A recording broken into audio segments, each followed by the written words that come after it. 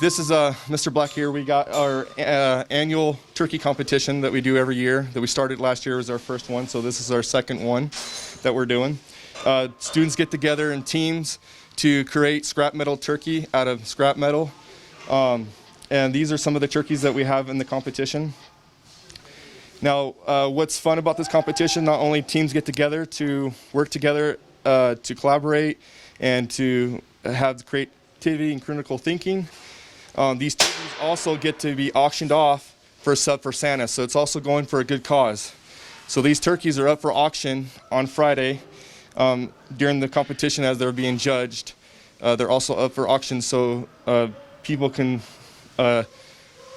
bid on them, and the proceeds will go to Sub for Santa.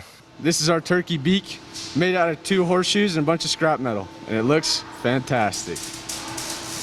We really like this turkey assignment because it's helping kids out for Sub for Santa. So when our whole turkey's done, we're gonna auction them off before Thanksgiving, and the money's gonna go towards Sub for Santa.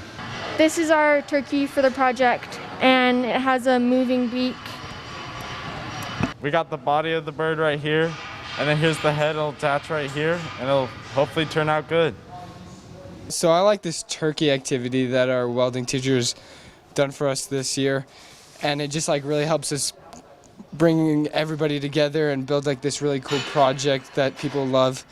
And welding is just a really good thing to learn. It helps us get better jobs and stuff, you know. We need welding and more people that can learn how to weld, so yeah. This is an important competition for me. I love doing this with the students. I have a lot of fun, and it gets them excited for the holidays and to have a lot of fun in that. So go T-Wolves.